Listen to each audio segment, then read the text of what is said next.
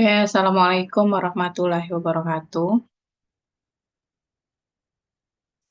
Waalaikumsalam warahmatullahi wabarakatuh. Waalaikumsalam warahmatullahi wabarakatuh.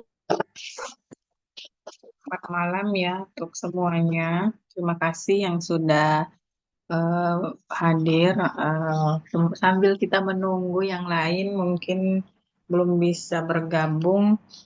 Kita untuk hari ini atau malam ini adalah pelaksanaan dari TUEP 3 atau TUEP terakhir yang akan menutup pertemuan kita pada semester ini. Di sesi ke-8 ya selama kurang lebih 2 bulan.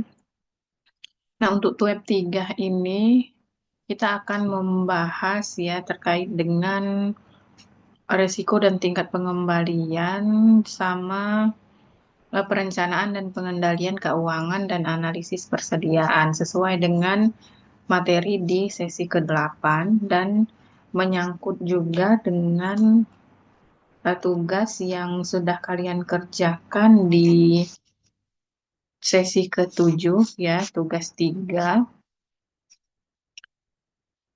Tadi sempat Ibu lihat lagi ya untuk akunnya di e-learning itu yang submit 27 orang ya. Berarti ada 3 orang lagi yang kelewatan untuk submitnya. Mungkin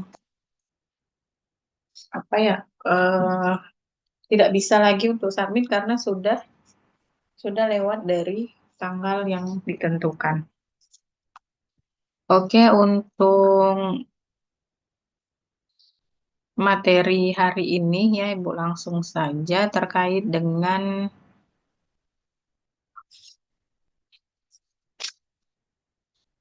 perencanaan dan pengendalian keuangan serta analisis persediaan.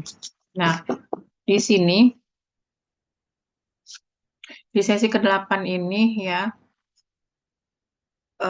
kita telah menyelesaikan mata kuliah ya yang membahas konsep resiko dan return serta perhitungan return melalui tugas yang kemarin. Kemudian di modul 8 tentang perencanaan dan pengendalian keuangan. Terus di modul 9 itu tentang analisis persediaan. Nah,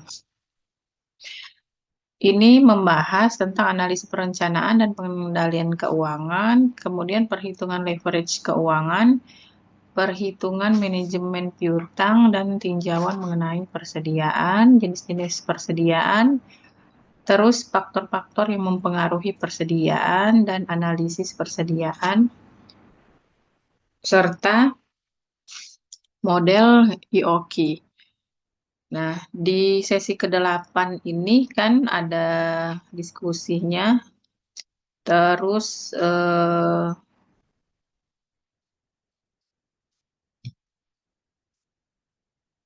yang sudah kalian submitkan di pertemuan sebelumnya dan di sesi ke-8 ini juga ada. Langsung saja untuk perencanaan keuangan ya yang pertama. Kebetulan Ibu tidak ada PDF-nya ya, jadi untuk teorinya atau materinya silakan nanti dilihat saja di akun masing-masing itu ada materi inisiasi ya. Mungkin Ibu akan menjelaskannya saja terkait yang pertama itu perencanaan keuangan. Nah, perencanaan keuangan itu adalah aktivitas manajer keuangan ya, menyusun sumber dan penggunaan dana untuk kegiatan investasi dan operasi. Perencanaan keuangan suatu perusahaan pada umumnya disajikan dengan model anggaran, yang kedua itu titik impas, yang ketiga tingkat leverage operasi dan return on investment atau kita kenal dengan ROI ya, ROI. Oke, Ibu ini dulu. Bukakan dulu teori materinya tadi.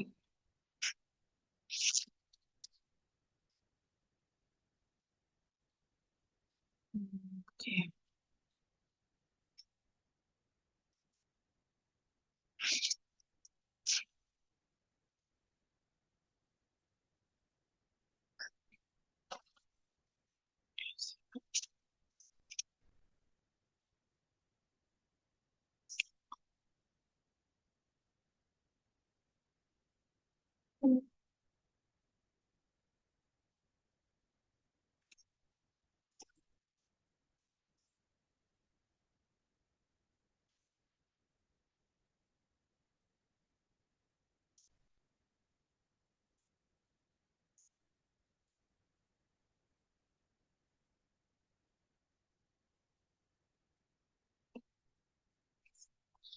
Nah, sini ada yang namanya analisis perencanaan dan pengendalian keuangan, di mana perencanaan dan pengendalian itu merupakan dua hal yang berbeda, ya, namun memiliki keterkaitan dalam manajemen.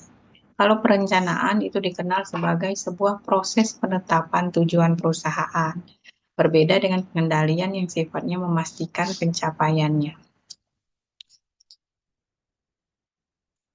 Perencanaan dan pengendalian keuangan ini memiliki beberapa tujuan utama seperti untuk memperbaiki profitabilitas, kemudian menghindari situasi terjaminnya keadaan untuk kas, dan meningkatkan kemampuan perusahaan untuk mencapai tingkat efisiensi dan efektivitas.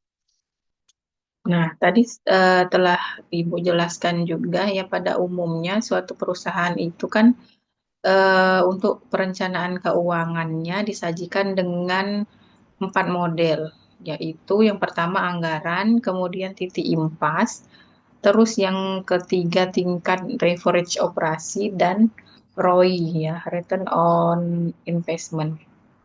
Nah, di sini katanya ada kunci utama dalam proses perencanaan keuangan jangka pendek, itu adalah sales forecast perusahaan. Nah, berdasarkan prediksi penjualan perusahaan, manajer keuangan itu memperkirakan arus kas bulanan yang akan dihasilkan dari proyeksi penjualan dan dari pengeluaran yang berkaitan dengan produksi, persediaan, dan penjualan. Kemudian, perusahaan ini kan pada umumnya menggunakan kombinasi data perkiraan eksternal dan internal untuk membuat perkiraan penjualan akhir. Jadi, external forecast itu kan didasarkan pada hubungan yang diamati antara penjualan dan indikator ekonomi eksternal utama tertentu seperti produk domestik bruto, perumahan baru, kepercayaan konsumen, dan pendapatan pribadi sekali pakai. Kalau dia internal itu didasarkan pada konsensus, itu perakiraan penjualan melalui saluran penjualan perusahaan itu sendiri. Nah, ini terkait dengan self forecasting. Sebenarnya eh, perencanaan keuangan ini ya disajikan oleh peramalan keuangan itu harusnya ada tabel ya yang memuat anggaran laba rugi tahunan. Namun di sini ada format anggaran ya di sini. Nah, total penerimaan kas itu mencakup semua arus kas masuk perusahaan selama periode keuangan tertentu. Kalau pengeluaran kas itu total mencakup semua pengeluaran kas oleh perusahaan selama periode tertentu, periode keuangan. Nah, di sini ada format anggaran ya. Ada bulan Januari, Februari sampai Desember. Ada yang namanya total penerimaan kas, kemudian dikurangi total pengeluaran kas, terus ditambah lagi dengan uang kas awal, terus kas akhir dikurangi dengan saldo kas minimum, total pembiayaan yang dibutuhkan. Nah, di sini ada kelebihan saldo kas. Ini format anggarannya.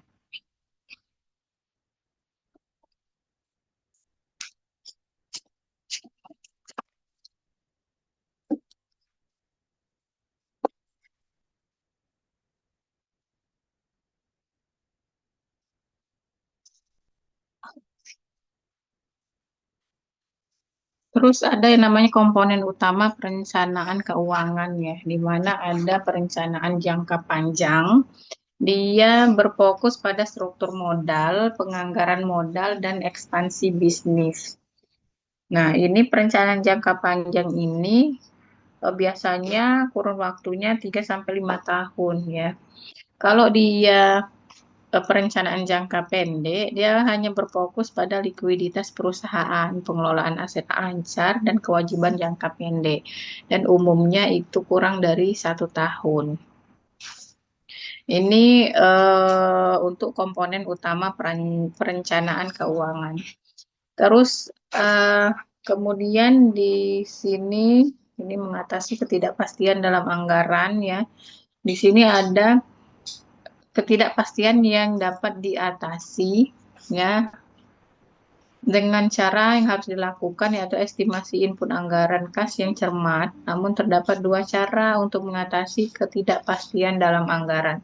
Nah, ternyata ketidakpastian dalam anggaran itu bisa kita atasi dengan cara ya menyiapkan beberapa anggaran kas berdasarkan perkiraan pesimisnya, kemungkinan besar dan optimisnya.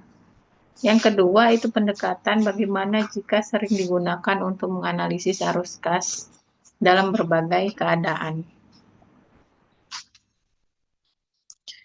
Terus harusnya penganggaran itu kan dia sebagai alat kendali ya. Artinya gini, anggaran itu kan adalah artikulasi dari kuantitatif dalam satuan moneter, dari rencana tindakan manajemen. Nah, dalam organisasi sektor publik maupun swasta itu, anggaran berfungsi sebagai alat otorisasi, koordinasi, pencapaian target, dan evaluasi kinerja. Nah, jenis anggaran utama itu kan ada anggaran operasional dan ada anggaran keuangan. Kalau dia anggaran operasional, dia anggaran penjualan, anggaran produksi, anggaran biaya bahan baku, biaya tenaga kerja langsung, dan BOP. Itu untuk operasional. Nah, kalau anggaran keuangan itu terkait dengan anggaran kas, proyeksi laba rugi, dan proyeksi neraca.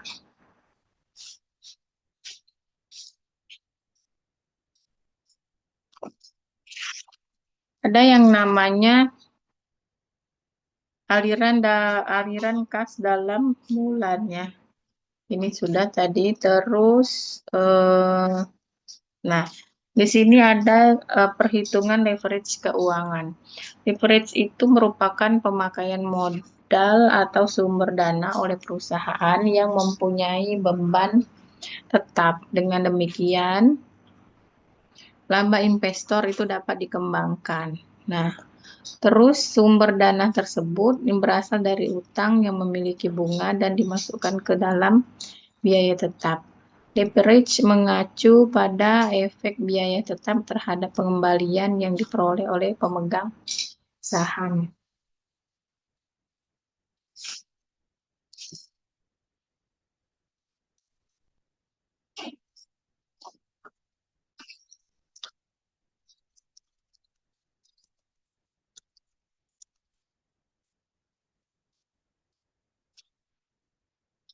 Kemudian ya di sebuah perusahaan dengan leverage yang lebih besar dapat memperoleh pengembalian rata-rata yang lebih tinggi daripada perusahaan dengan leverage yang lebih rendah.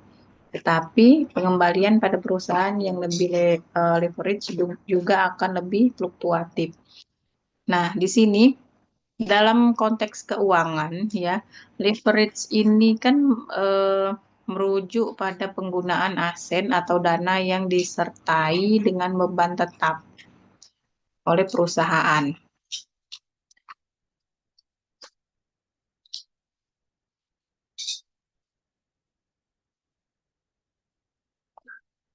Nah, di sini leverage itu ya jika kinerjanya baik, dia akan meningkatkan keuntungan secara signifikan. Namun ketika kinerja buruk ya, dia akan meningkatkan resiko kerugian atau kebangkrutan karena beban tetap harus selalu dibayar tanpa mempedulikan kondisi laba perusahaan. Ada jenis-jenis leverage itu ya. Nah, ini ada leverage operasi atau operating leverage. Leverage operasi itu timbul karena perusahaan menggunakan biaya operasi tetap seperti biaya penyusutan gedung, mesin, gaji karyawan tetap, dan sewa dalam proses produksinya. Di sini juga disebutkan atau dijelaskan operation leverage itu berkaitan dengan hubungan antara pendapatan penjualan perusahaan dan pendapatannya sebelum bunga dan pajak atau laba operasi. Oke, nah jadi leverage operasi ini kan mengukur seberapa sensitifnya laba operasi atau disebut dengan EBIT ya, earning before interest and tax, terhadap perubahan volume penjualan. Kemudian misalkan ada contoh dari perusahaan manufaktur ya, terus maskapai penerbangan. Nah, kalau dia high operating leverage, ya perusahaan memiliki proporsi biaya tetap yang besar dan biaya variabel yang kecil. Itu contohnya tadi perusahaan manufaktur dan maskapai penerbangan. Sedikit kenaikan penjualan itu akan melonjakkan EBIT-nya tadi secara drastis. Tapi kalau misalkan dia mengalami penurunan sedikit saja pada penjualan, dia bisa langsung menyebabkan kerugian operasi. Nah, itu kalau misalkan leverage operasi ini mengukur seberapa sensitifnya laba dari EBIT tadi, earning before interest and tax. Ada yang namanya DOL ya atau DOL, Degree of Operating Leverage. Ini indeks untuk mengukur tingkat leverage operasi pada tingkat penjualan.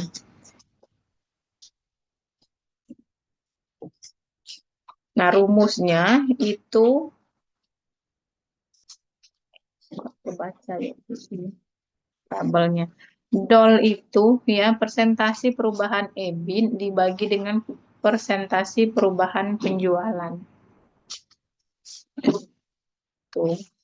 Terus ada yang namanya financial leverage ya. Financial leverage ini berkaitan dengan hubungan antara EBIT perusahaan dan laba per saham biasa. Jadi leverage keuangan itu timbul karena perusahaan menggunakan sumber dana dengan beban finansial tetap, seperti utang jangka panjang yang menghasilkan beban bunga atau saham preferen yang menghasilkan dividen tetap. Itu. Leverage keuangan itu mengukur seberapa sensitif laba per lembar saham atau EPS ya, earning per share, terhadap perubahan EBIT. Perusahaan yang menggunakan banyak utang dalam struktur modalnya dikatakan memiliki financial leverage yang tinggi. Nah, jadi ada tadi DOL ya, ada juga namanya DFL, Degree of Financial Leverage. Indeks untuk mengukur tingkat leverage keuangan. Itu didapat dari persentase perubahan EPS dibagi dengan persentase perubahan EBIT.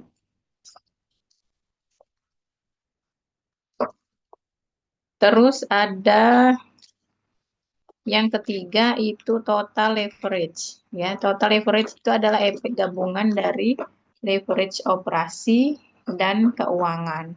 Nah, leverage kombinasi ini terjadi apabila perusahaan memiliki baik leverage operasi maupun leverage keuangan sekaligus. Ya. Jadi dampak total dari penggunaan biaya tetap operasi dan biaya tetap finansial terhadap EPS perusahaan. Nah, leverage kombinasi ini atau yang ketiga ini ya mengukur sensitivitas perubahan EPS secara langsung akibat adanya perubahan dalam volume penjualan. Ada indeks untuk mengukur tingkat leverage total atau disebut dengan DCL ya. DCL itu didapat dari DOL tadi atau degree of operating leverage dikali dengan DFL, degree of financial leverage. Itu. Nah, misalkan kita lihat ada nggak di sini? Ini sudah break-even analysis. Jadi, misal ada contoh ilustrasi hubungan ketiga leverage tadi. Misal gini, sebuah PT yang memiliki data keuangan saat ini. Dia ada data penjualannya 1 juta. Kemudian biaya variabelnya 400.000. Terus biaya tetap operasinya 300.000 ya. Kemudian beban bunga finansialnya itu 100.000. Nah, di sini ada perhitungannya ya, komponen, terus penjualannya 1 juta, kita kurangi dengan biaya variabel, ada dapat kontribusi marginnya 600.000. Kemudian kita kurangi lagi dengan biaya tetap operasi, dapatlah laba operasi atau disebut dengan EBIT tadi. Terus ada beban bunga 100.000 rupiah, ya kita kurangi sehingga laba sebelum pajaknya itu 200.000. Nah, kalau misalkan kita mau menghitung dolnya ya, dol itu tadi adalah persentase perubahan EBIT dibagi dengan perubahan penjualan ya. Jadi kontribusi marginnya 600.000 kita bagi dengan biaya tetap operasi ya. Jadi 600.000 dibagi 300.000 itu dapatlah 2 ya. Artinya, jika penjualan naik 10%, maka EBIT akan naik sebesar 2 ya, dikali dengan 10. Maka kontribusi margin untuk dolnya itu adalah 20%.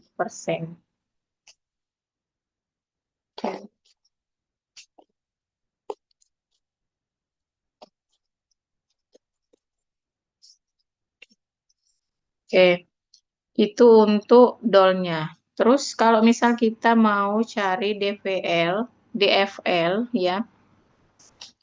DFL itu degree of financial leverage. Kita dapatkan dari perubahan EPS dibagi dengan perubahan EBIT. 300.000 ya, atau biaya tetap operasinya kita bagi dengan EBIT-nya tadi ya, 200.000, dapatlah 1,5. Nah, artinya gini, jika EBIT-nya naik 20%, maka EPS akan naik sebesar 1,5. Kita kalikan dengan 20% tadi, maka hasilnya dapatlah 30%. Nah, langsung saja untuk DCL-nya. DCL-nya itu 2 kali 10 kali 1,5. Dapatlah 3. Atau 600 dibagi 200.000, hasilnya 3. Jadi artinya, jika penjualan naik 10%, maka dampak langsung ke EPS adalah kenaikan sebesar 3 kali 10%. Hasilnya 30%. Tuh. Kemudian terkait dengan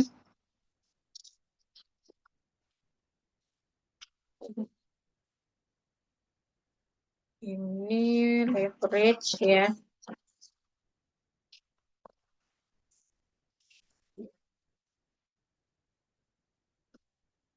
Oke, break even analisis atau analisis pulang pokok ya. Perusahaan menggunakan analisis titik impas yang juga disebut sebagai analisis biaya volume, dan laba dengan dua tujuan utama. Tujuan tersebut adalah untuk menentukan tingkat operasi yang diperlukan untuk menutupi semua biaya dan untuk mengevaluasi profitabilitas yang terkait dengan berbagai tingkat penjualan. Terus, operating break-even point perusahaan merupakan tingkat penjualan yang diperlukan untuk menutupi semua biaya operasi.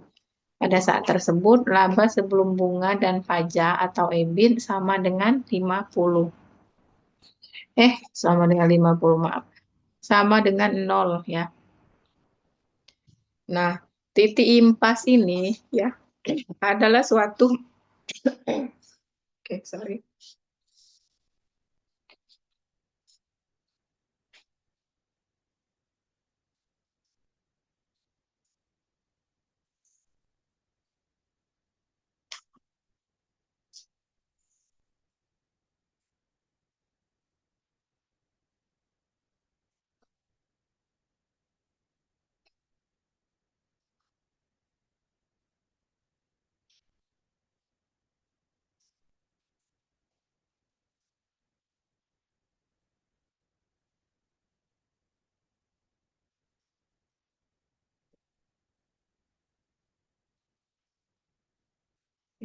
Jadi titik impas itu adalah suatu kegiatan penjualan di mana perusahaan itu tidak menderita kerugian dan tidak memperoleh laba.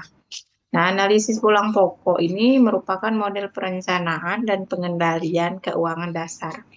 Hubungan antara besarnya pengeluaran investasi dan volume yang diperlukan untuk mencapai profitabilitas disebut dengan analisis pulang pokok atau break-even analysis, ya.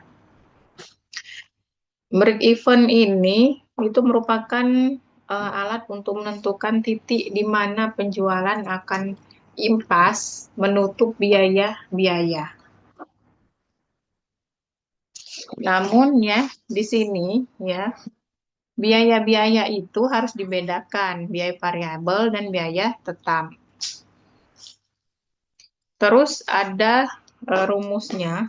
Kita lihat di sini ada operating average. Ini tadi ya sudah.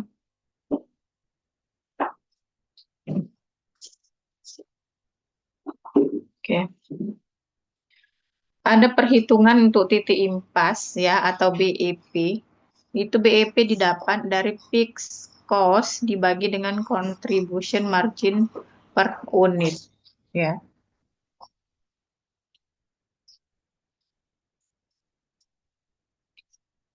Oke.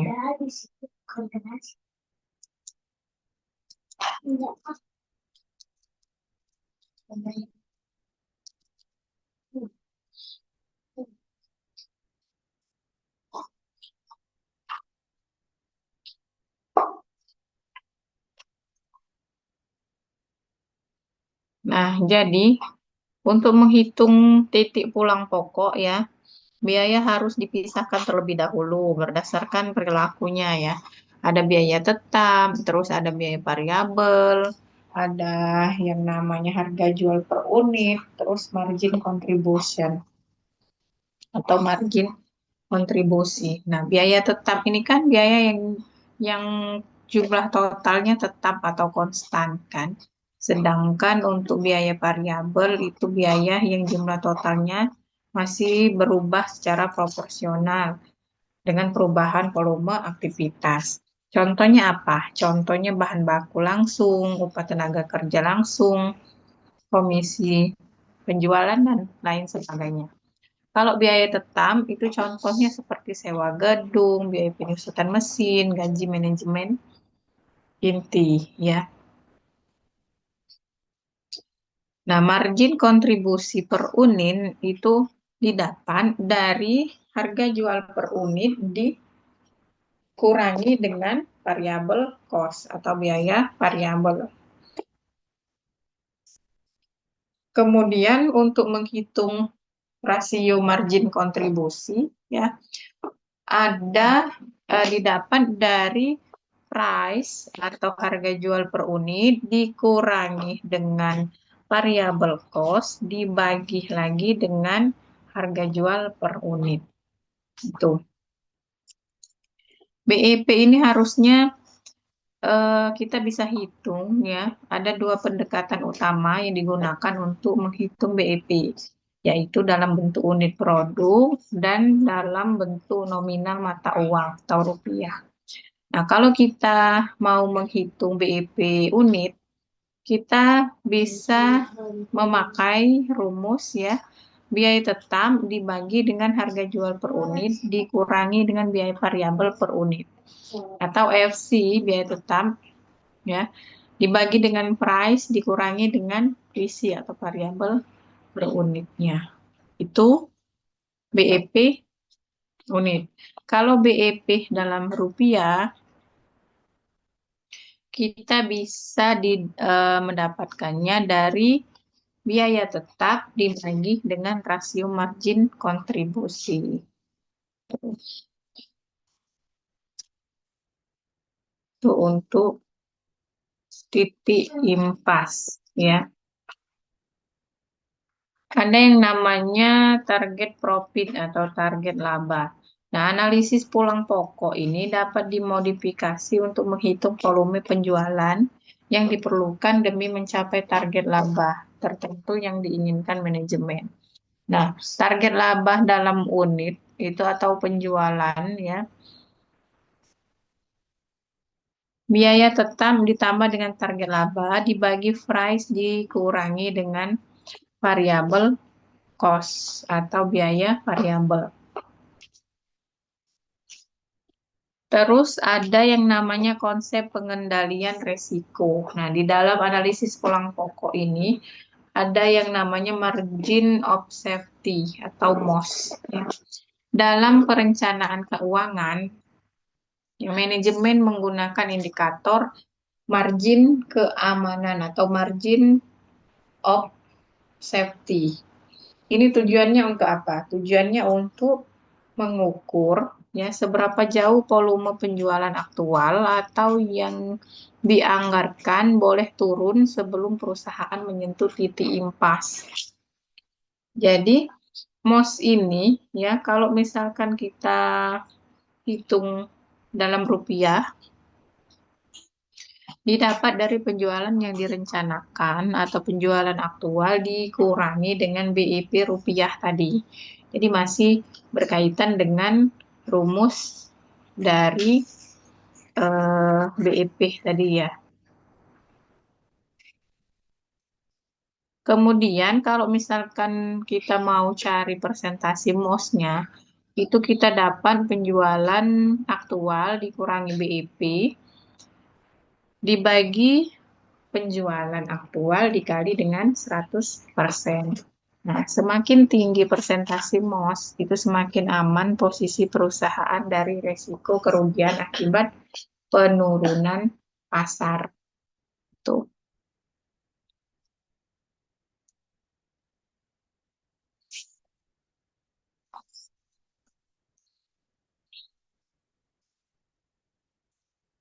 Sekarang misalkan ya, jika penjualan aktualnya itu ada 750 unit nih. Terus dapat dihitung margin of safety-nya atau tingkat keamanan penjualan terhadap kerugian. Yaitu gimana?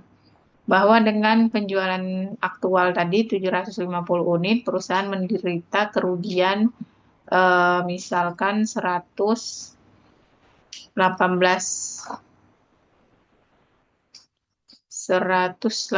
rupiah ya misal ini misal. Nah, kemudian kita bisa menghitung margin of safety-nya.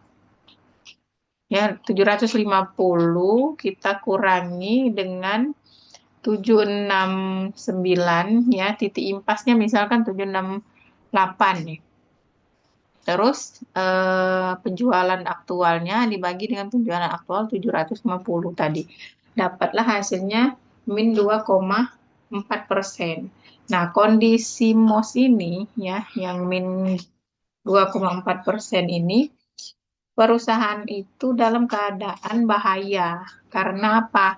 Karena penjualan aktualnya lebih kecil daripada penjualan BEP-nya. Ya, jadi tadi kan kita asumsikan bahwa penjualan BEP-nya itu 768 misalkan. Nah, sedangkan penjualan aktualnya 750. Jadi, penjualan aktual itu lebih kecil dari penjualan BEP. Makin tinggi penjualan aktual daripada penjualan BEP yang menunjukkan perusahaan tersebut dalam kondisi sehat. Jadi harusnya kondisi itu terbalik. Harusnya BEP-nya lebih besar, lebih kecil dari penjualan aktual. Tuh. Nah, analisis pulang pokok ini ya harusnya sangat bermanfaat ya. Namun keakuratannya itu bergantung pada pemenuhan beberapa asumsi. Di antaranya apa? Perilaku biaya itu dapat dipisahkan secara tegas antara biaya tetap dan biaya variabel. Kemudian, harga jual per unit itu diasumsikan konstan, tidak berubah meskipun terjadi perubahan volume penjualan atau tidak ada diskon kuantitas. Terus, efisiensi dan produktivitas dalam proses produksi diasumsikan tidak berubah. Untuk perusahaan dengan multiproduk, ya, bauran penjualan atau sales mix diasumsikan konstan. Nah, jumlah barang yang diproduksi diasumsikan juga seluruhnya itu habis terjual. Tidak ada penumpukan persediaan akhir. Itu asumsi dan keterbatasan analisis pulang pokok atau titik impas tadi. Oke. Terus selanjutnya ini adalah jenis-jenis rasio ya. Jenis-jenis rasio, debt to asset ratio, debt to equity ratio, kemudian ada equity multiplier, interest apa nih? Coverage ratio atau IC, long term debt to equity ratio, fixed change coverage atau FCC, dividend coverage ratio. Nah, ini jenis-jenis rasio. Ini perhitungan manajemen piutang ya. Di sini menurut si Zamrodah ya tahun 2016, penjualan ini pada umumnya dilakukan dengan dua cara, yaitu penjualan secara tunai dan penjualan secara kredit.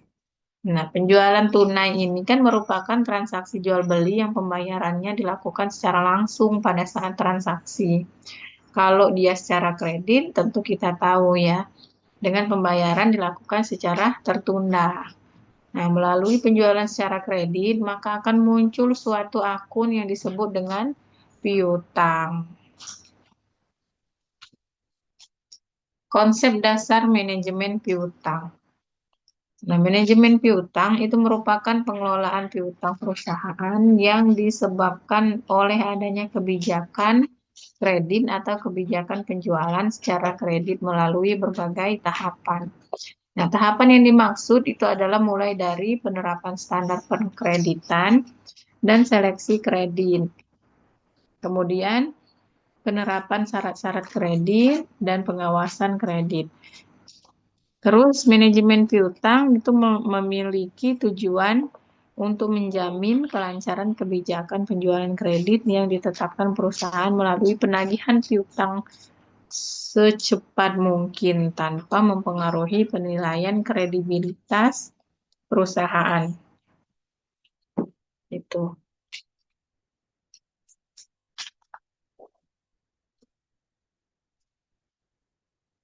Ada 3 hal penting ya yang terintegrasi dan dapat dilakukan perusahaan dalam rangka mengamankan piutang yang timbul akibat kebijakan perusahaan secara kredit. Nah, 3 hal itu mencakup selection and standar, credit term, dan kredit monitoring. Tuh tiganya. Nah, proses penagihan piutang kepada konsumen ya dapat dilakukan secara bertahap katanya. Yang pertama itu mengirimkan surat pemberitahuan tagihan yang dapat dilakukan sekali atau beberapa kali sebelum jatuh tempo. Ya, yang kedua, mengingatkan melalui telepon langsung ke konsumen untuk sekedar mengingatkan jatuh tempo piutang perusahaan. Kemudian melakukan kunjungan langsung ke konsumen untuk melakukan penagihan dan dapat meminta bantuan perusahaan jasa penagih untuk menagih langsung ke konsumen. Nah, terakhir, ketika seluruh upaya sebelumnya sudah dilakukan namun belum berhasil, maka jalan terakhir adalah dengan melakukan eksekusi jaminan setelah terlebih dahulu diselesaikan lewat jalur pengadilan. Nah, kalau zaman sekarang kan tentu kita tahu ya, eh, ada yang namanya apa ya, yang eh, ada yang ngutang dan ada yang memberi utang, ya kan? Kalau misalkan kita sebagai peminjam utang, ya artinya kita berhak untuk menagih ya. Tapi kadangkala dan sering juga terjadi yang ditagih utangnya malah yang banyak drama. Kalau zaman sekarang, ya ada saja itu kejadiannya. Malah lebih galak yang ditagih daripada yang menagih gitu. Kan ada, biasanya ada. Itu adalah contoh nyata di kehidupan kita sehari-hari ya. Penagihan piutang. Ternyata masuk ke dalam pembelajaran kita malam ini. Oke, kita lanjutkan. Evaluasi kebijakan piutang perusahaan. Di sini perusahaan dapat membuat formulasi kebijakan kredit dan piutangnya sesuai dengan tujuan yang ingin dicapai. Nah, perusahaan juga dapat menerapkan kebijakan penjualan kredit lebih ketat ya, agar rata-rata periode pengumpulan piutangnya lebih cepat. Jika besarnya piutang tak tertagih dapat mempengaruhi laba perusahaan seperti volume penjualan meningkat ya. Terus jika biaya dana yang tertanam pada piutang meningkat, maka profitnya akan menurun. Yang ketiga, jika piutang tak tertagihnya meningkat, maka profit akan menurun. Nah, perusahaan juga dapat membuat kebijakan dengan mengubah kredit term atau syarat-syarat kredit yang telah ditentukan sebelumnya. Itu terkait dengan piutang.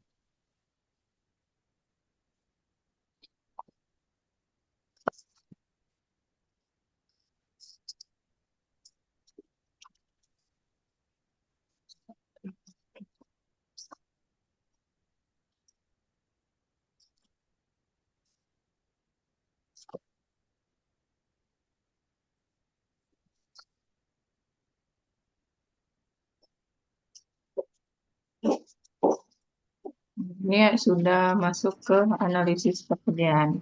Sebelum masuk ke analisis persediaan ya, ada yang namanya perputaran piutang ya. Piutang itu sebagai unsur modal kerja dalam kondisi berputar. Jadi perputaran piutang itu dapat eh, kita hitung ya. Kita dapatkan perputaran piutangnya dari penjualan bersih dibagi piutang rata-rata.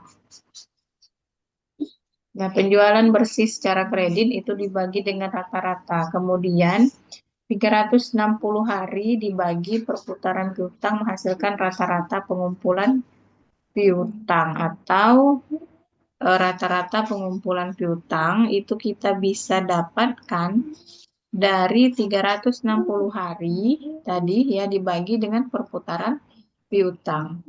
Harusnya ada ilustrasinya ya, Mbak. Jadi kita bisa menghitungnya.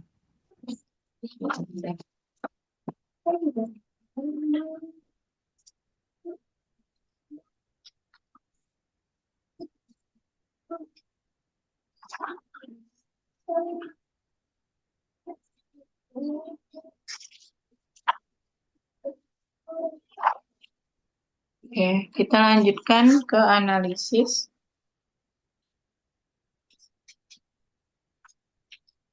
Persediaan.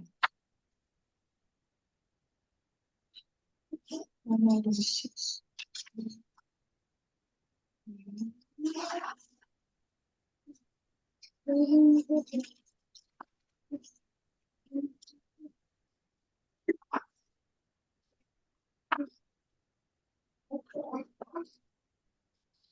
Sedikit lagi ya.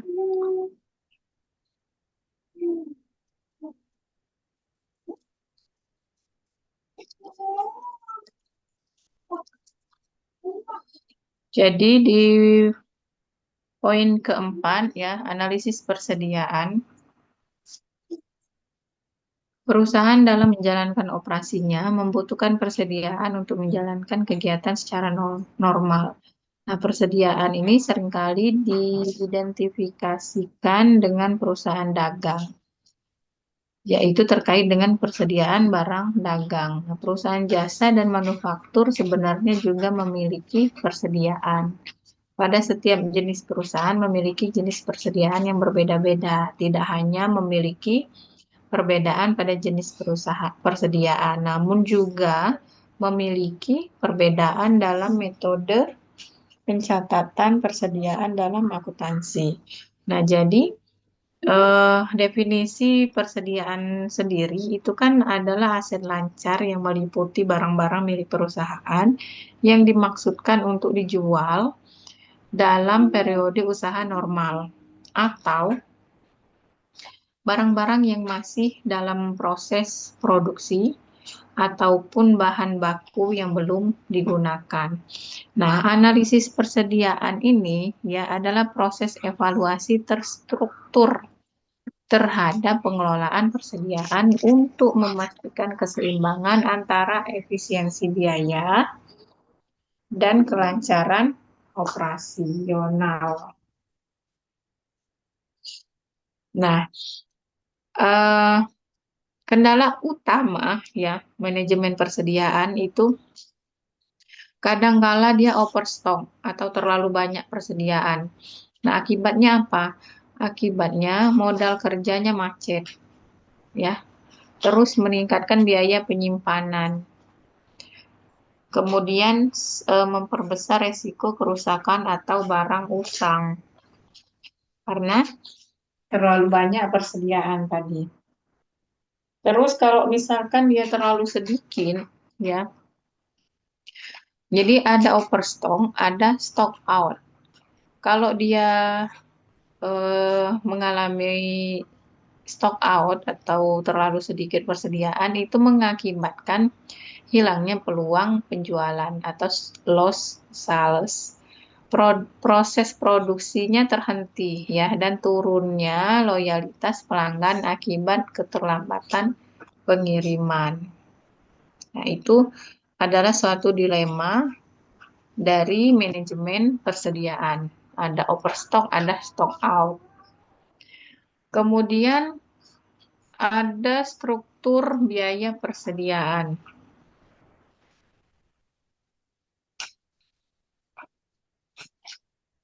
Ini pentingnya pengendalian atas persediaan. Nah, pengelolaan persediaan, ya. Ini ada asumsi aliran biaya persediaan.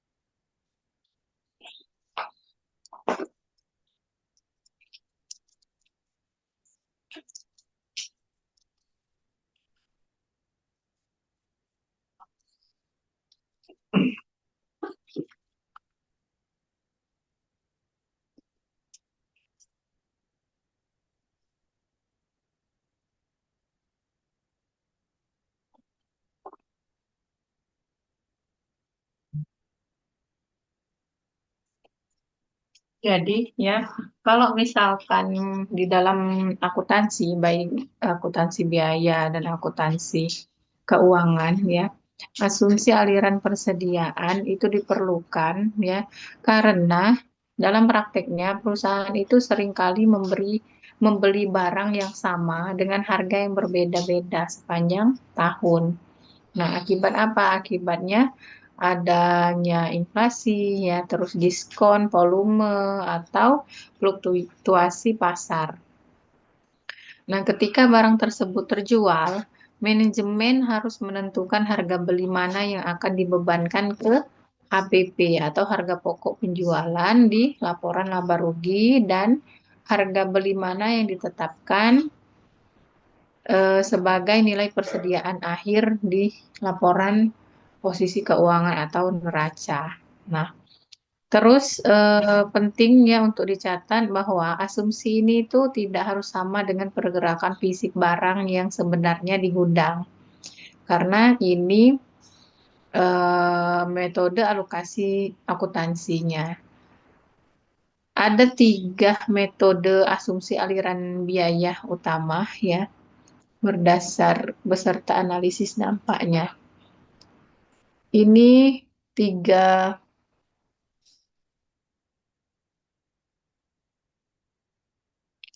aliran biayanya, yaitu biaya apa ini? Ini pipo ya, ada lipo dan satu lagi apa? Kelihatan Ibu. Oke. Jadi 3 metode asumsi aliran biaya utama itu ada pipo, lipo, dan average ya.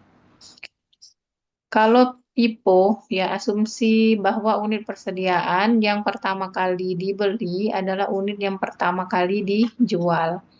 Nah, analisis biayanya, biaya dari pembelian paling awal dialokasikan ke HPP. Sebaliknya, biaya dari pembelian paling akhir yang terbaru dialokasikan ke persediaan akhir. Terus, ini paling mencerminkan aliran fisik barang yang sebenarnya pada sebagian besar bisnis ya, seperti barang kadaluarsa atau makanan. Nah, jadi metode PIPO ini metode yang paling efektif untuk digunakan. Ya, apalagi dia di perusahaan yang memiliki barang cepat kadaluarsa atau makanan seperti makanan gitu. Nah, kalau dia LIPO ya, LIPO ini kan last in first out, masuk terakhir tapi keluarnya dia pertama.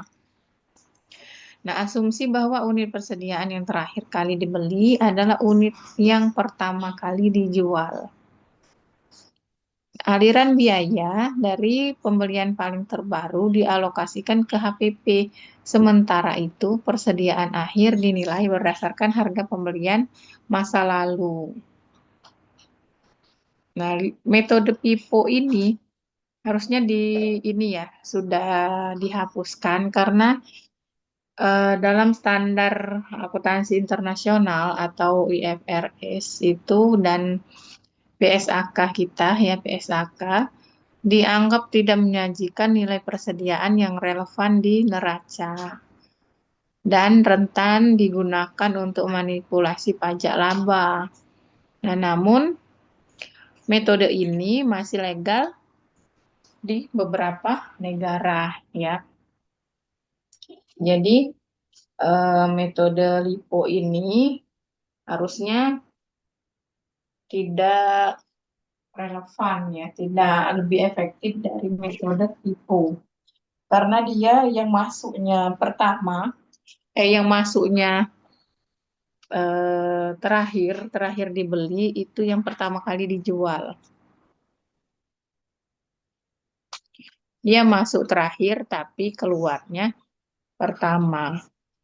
Ketiga itu metode average atau metode rata-rata.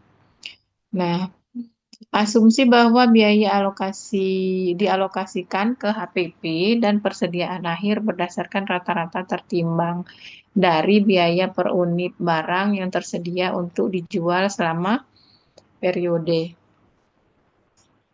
Nah, aliran biayanya ya nilai HPP dan persediaan akhir akan menggunakan rata-rata yang sama. Penerapannya biasanya diterapkan pada barang yang sifatnya homogen dan sulit dibedakan secara fisik. Misalnya bensin, ya biji kopi, baut, dan lain-lain. Tuh.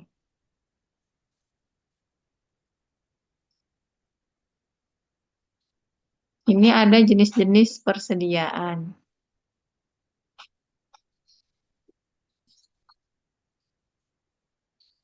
Nah, di sini ada beberapa hal yang menyebabkan suatu perusahaan harus menyelenggarakan persediaan bahan baku, yaitu sebagai berikut. Yang pertama, bahan yang akan digunakan untuk pelaksanaan proses produksi perusahaan tidak dapat dibeli atau didatangkan secara satu persatu dalam jumlah unit yang diperlukan perusahaan, serta pada saat barang tersebut akan digunakan untuk proses produksi perusahaan. Kemudian, yang kedua, apabila perusahaan tidak mempunyai persediaan bahan baku, sedangkan bahan baku yang dipesan belum datang, maka pelaksanaan proses produksi di perusahaan akan terganggu. Itu. Ini ada fungsi, manfaat, dan prinsip dari persediaan. Jadi fungsi persediaan itu ada 3, ya, fungsi decoupling, fungsi economic load sizing, dan fungsi antisipasi. Apa ini fungsi dari persediaan?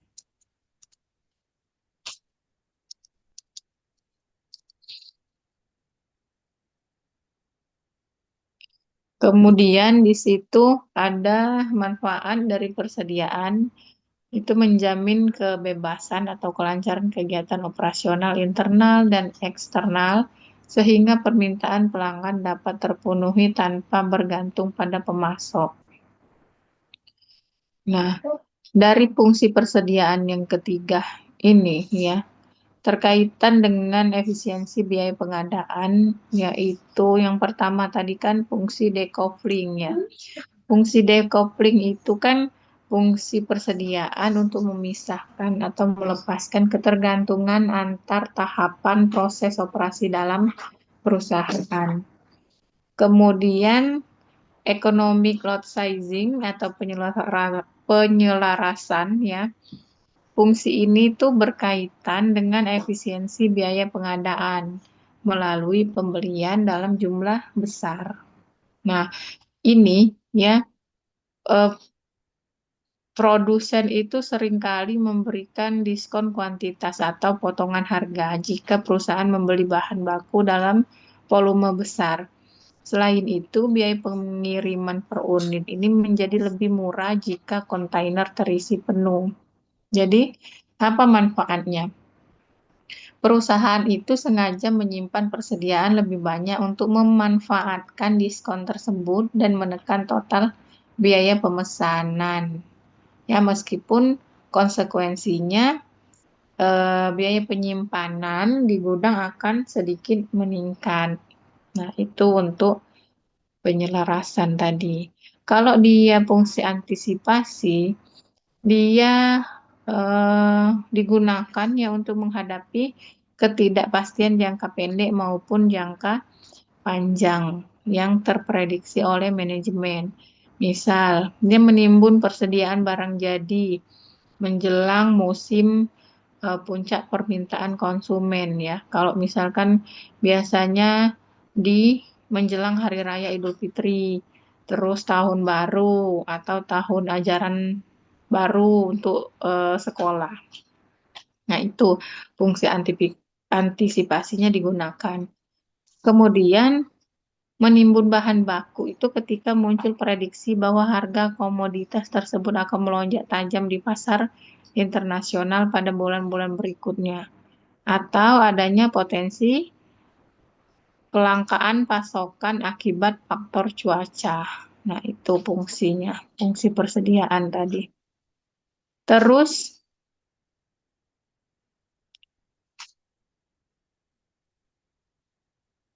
ini ada faktor yang mempengaruhi persediaan katanya.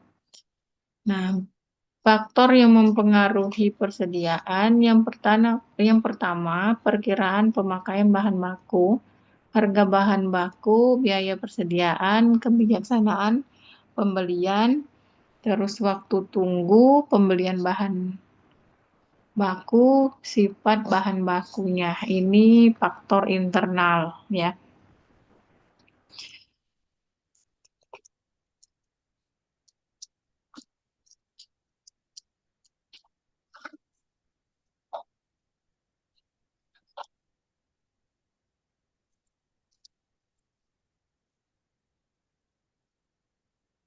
Jadi faktor internalnya itu ada 7 dan faktor eksternalnya ada 4 ya.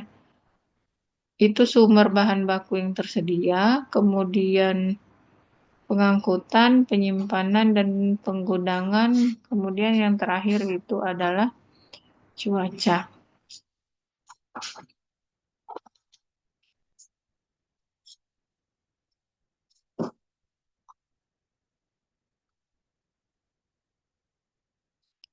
Ada,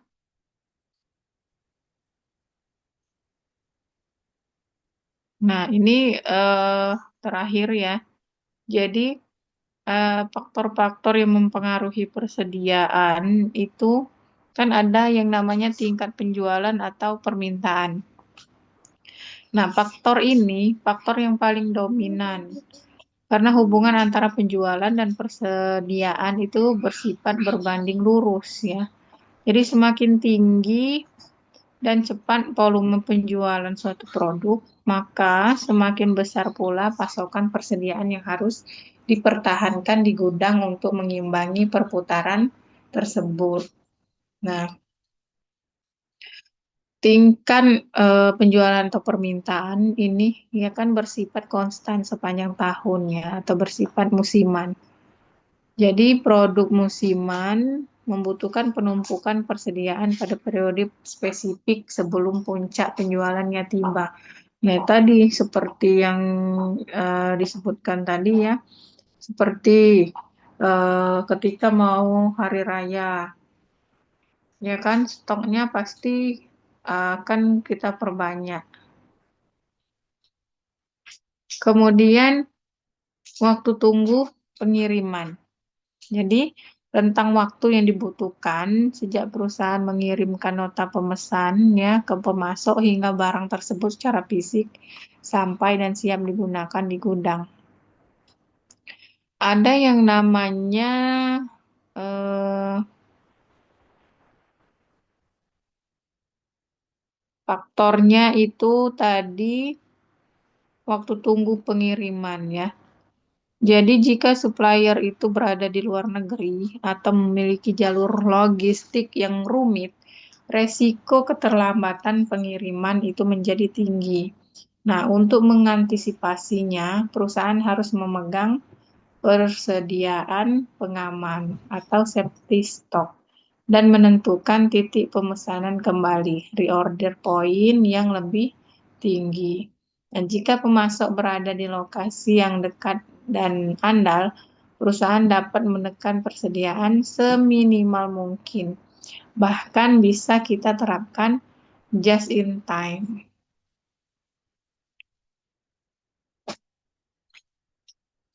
Ada juga faktor finansial dan struktur biaya ya. Jadi keputusan persediaan selalu melibatkan timbal balik ya atau trade-off itu biaya finansial. Nah, apa saja? Jika biaya sewa gudang, terus tarif listrik, premi asuransi barang itu sangat mahal, maka manajemen akan cenderung memperkecil volume persediaan di gudang. Itu faktor finansial dan struktur biaya. Nah, jadi persediaan itu dibeli menggunakan kas. Jika likuiditas kas perusahaan sedang ketat atau biaya modal sedang tinggi, ya, perusahaan itu akan membatasi pembelian barang agar dana itu tidak mengendap di gudang.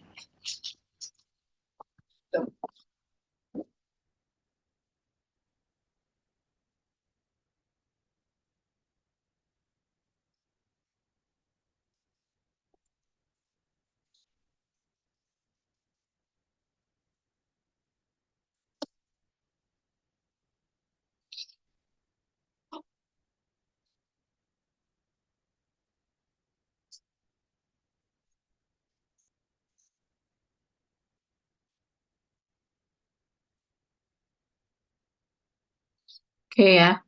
Jadi keberhasilan seorang manajer keuangan itu ya terletak pada kemampuannya menjaga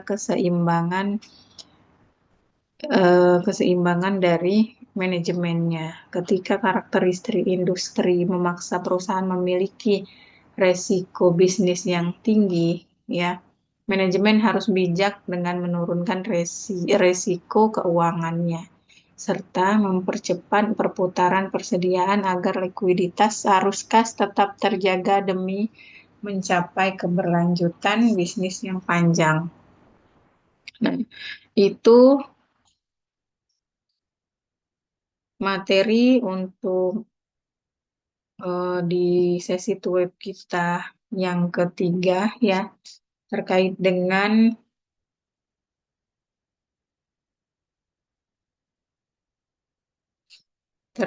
perencanaan dan pengendalian keuangan serta analisis persediaan. Oke, kalau misalkan ada pertanyaan dipersilakan. Sekalian Ibu mau absen ya. 3, 4. Oke.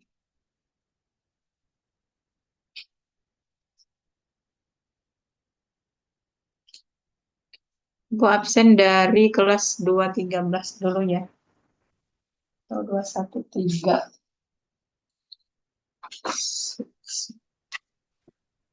Oke.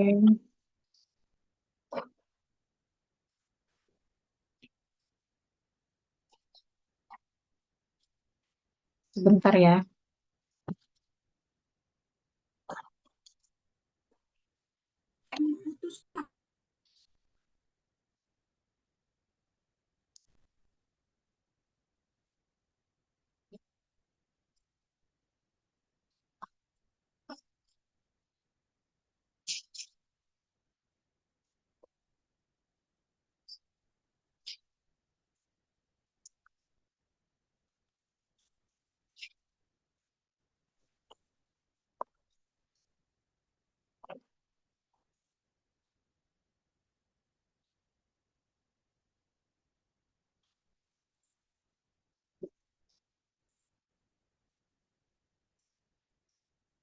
Kehadiran web 3.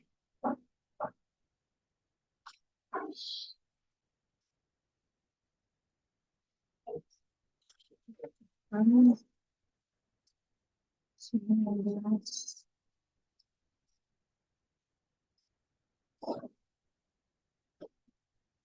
Oke.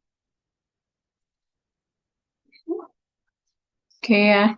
Kelas 213. Anisaul Mubashiro ada?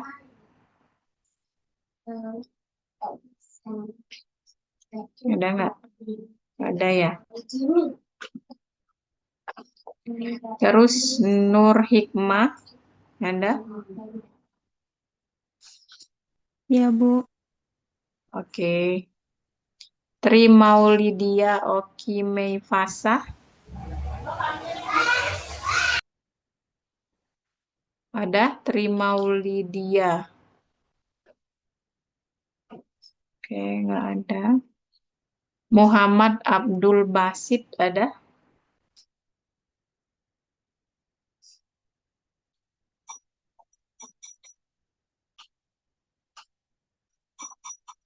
Dustin Andrio Damara. Hadir, Bu. Oke. Yuliana Aprilia Hadir, Ibu. ada. Sri Anjeli Di Anjeli ada?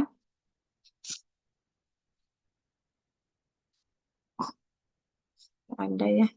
Putri Mega Pertiwi.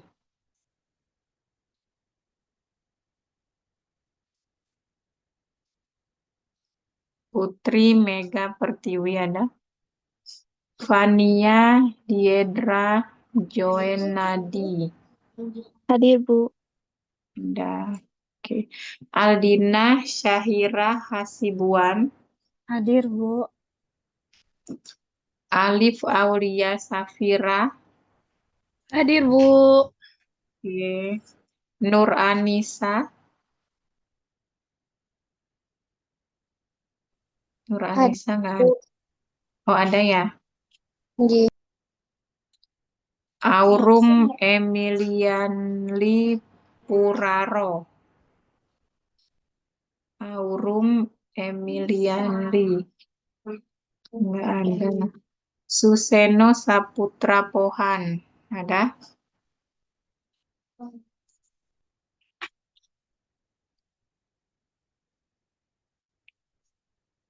Sisilia ada?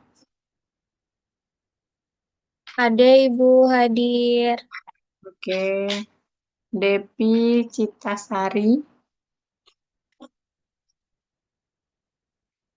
Depi ada? Hadir, Bu. Hadir, Oke. hadir, Bu.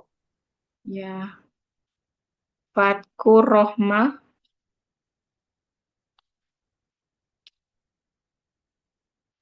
Fatkur Rohmah ada?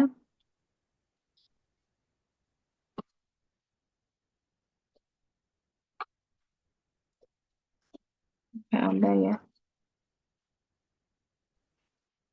Kemudian Ahmad Safrudin. Ahmad Safrudin ada?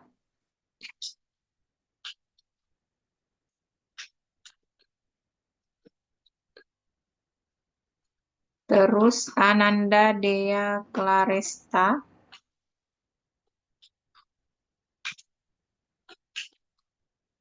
Ananda Dea Claresta. Coba ya.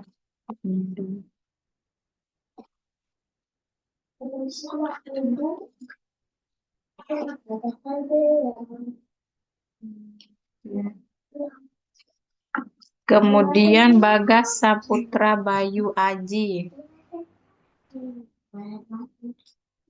Bagas nggak ada. Hadir, Bu. Oh, ada. Hadir. Ya. Oke. Ananda tadi nggak ada ya. Intan Rizkiani. Hadir, Ibu. Ada. Ita Yuliana. Hadir, Bu.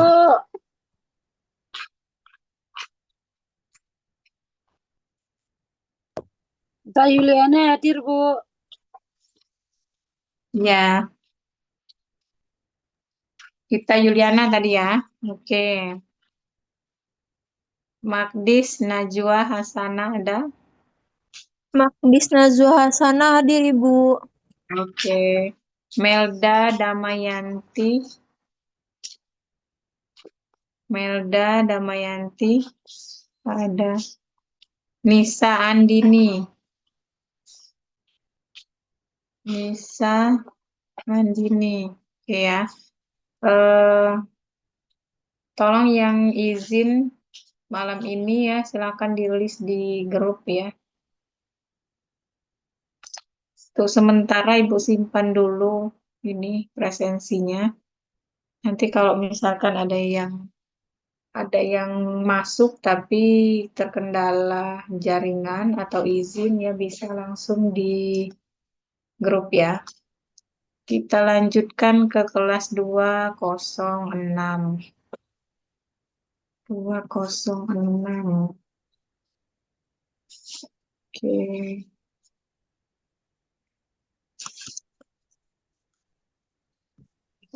Ibu izin saya belum di absen. Oh, tunggu ya. Kelas berapa?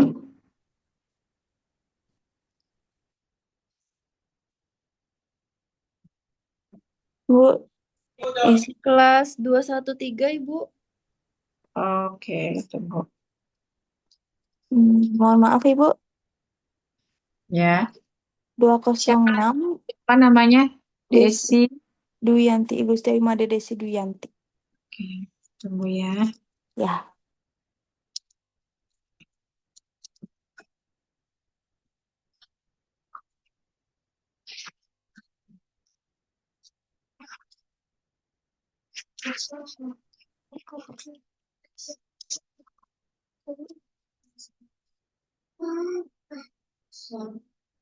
Ada lagi yang belum dipanggil tadi untuk kelas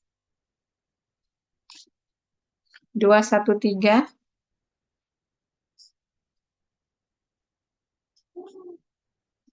213 Desi.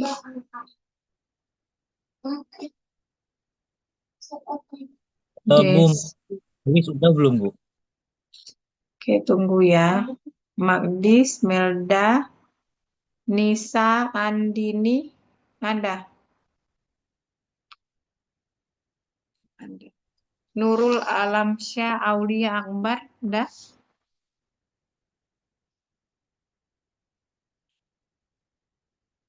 Oke, ya, Desi Duyanti tadi ya.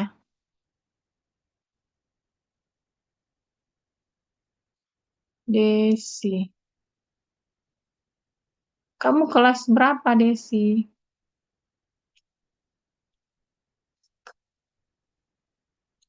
213. Nggak ada namanya ya.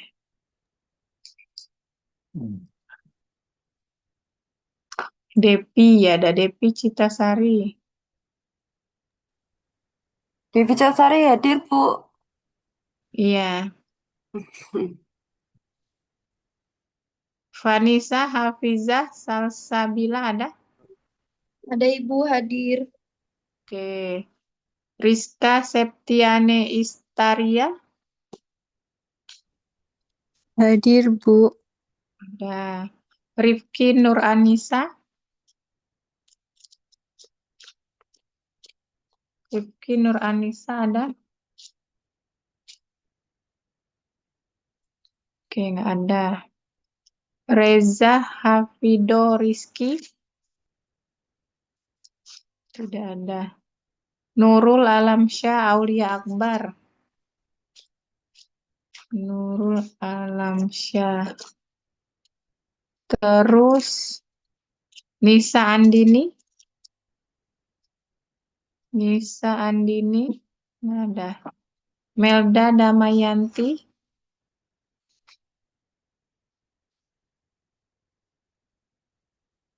Melda Damayanti. Nggak ada. Ananda Dea Claresta. Ahmad Safrudin. Suseno Saputra Pohan. Aurum Emilianli Puraro. Nggak ada. Putri Mega Pertiwi. Sri Anjeli. Muhammad Abdul Basit. Nggak ada. Tri Paulidia Oki Mefasa. Anisaul Mubashiro. Nah, Desi tadi nggak ada namanya di kelas 213. Salah nggak?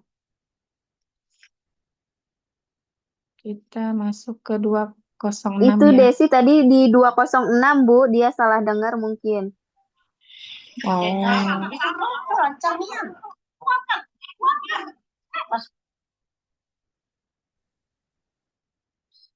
Iya, Oke, Bu. kita masuk ke 206 ya. 206 Mutiara Iza Maulana. Hadir, Bu. Hadir. Salsabila Resman. Hadir, Ibu. Oke. Vita Nur Fauzia.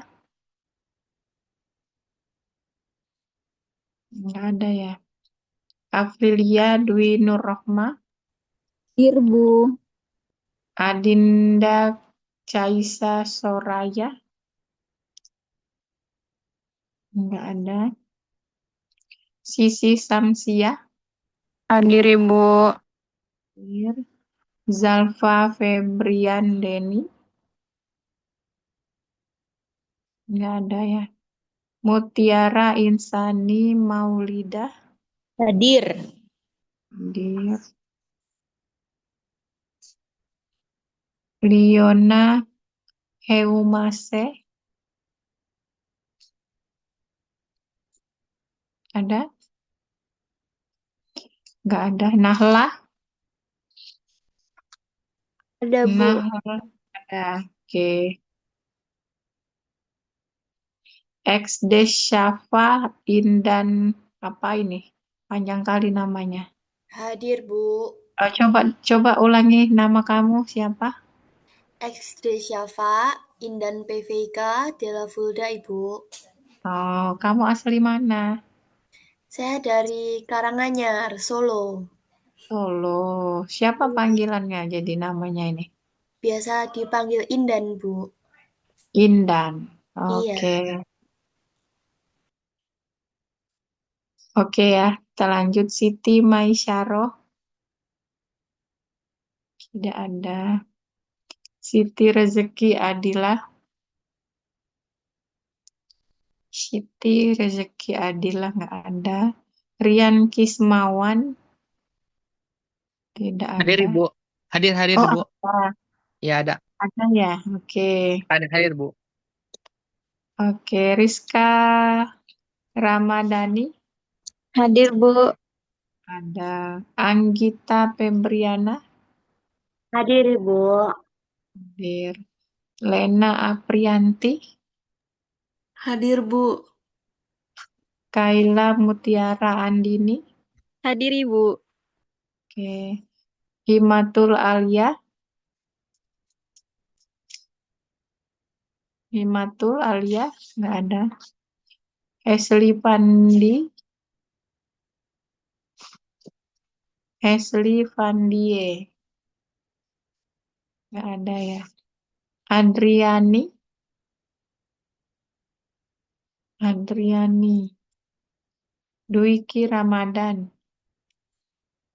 Dwiki Ramadan. Nggak ada. Hendra Saputra. Iya, hadir Bu. Hendra. Hendra. Oh iya, Hendra ada. Holis Masirudin Ilhami. Hadir Bu. Hadir. I Gusti Ayu Made. Hadir Ibu. Oke. Samantha Putri Marunduri. Hadir Bu. Ya. Septi Wahyudi. Nggak ada ya. Sylvia Septiani Nurpadila. Ada? Nggak ada ya. Sylvia. Tiarawati. Hadir, Bu. Ya. Wahyu Hidayatullah. Hadir Bu. Oke. Ibu ulangi yang belum dipanggil, tolong. eh ini ya, tolong kasih tahu ya. Vita Nurfauzia ada? Nggak ada ya. Oke. Jadi siapa yang belum dipanggil?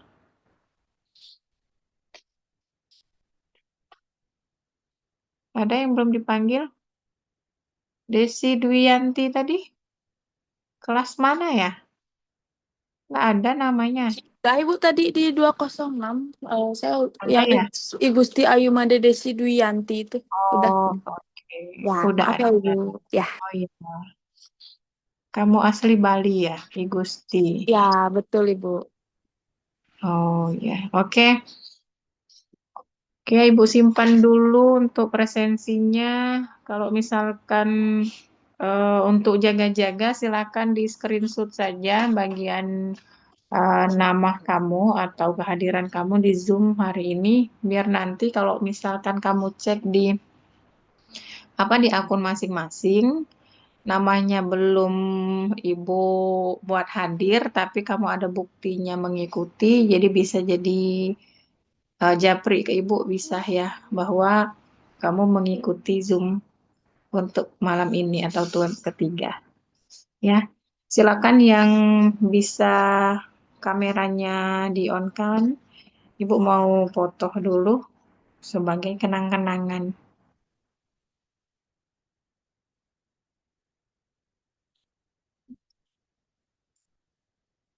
Ada yang chat. Oh, butuh SS. Oke.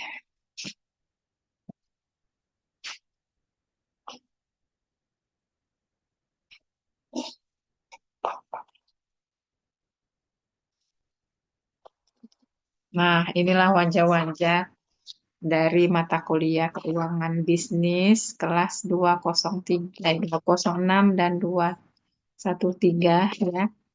Nanti silakan, itu kan kita ada tuh di grup WA. Kali aja ada yang mau kenalan ya kan? Masih banyak ini yang single.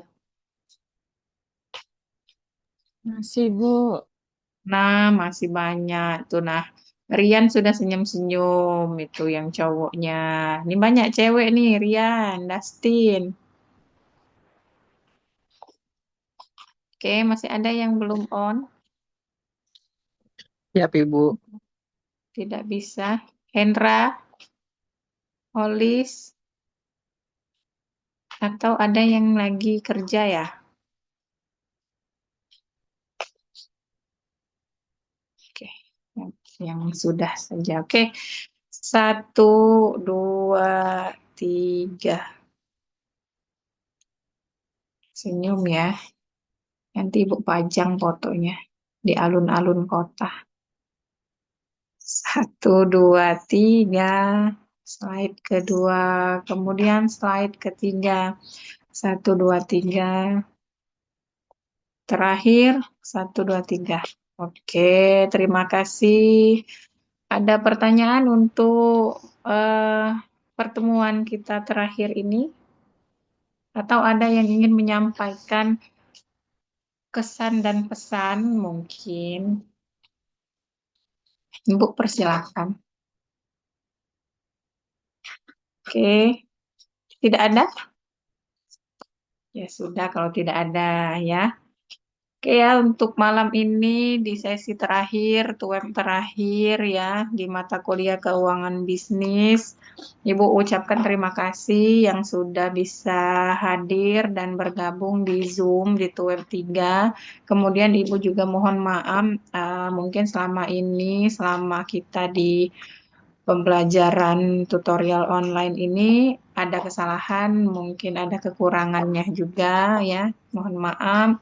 Sekali lagi Ibu ucapkan terima kasih. Semoga kita bisa bertemu dan berjumpa di lain kesempatan ya. Atas perhatiannya Ibu ucapkan terima kasih. Wassalamualaikum warahmatullahi wabarakatuh. Waalaikumsalam. Waalaikumsalam warahmatullahi wabarakatuh. Terima kasih Ibu atas bimbingannya.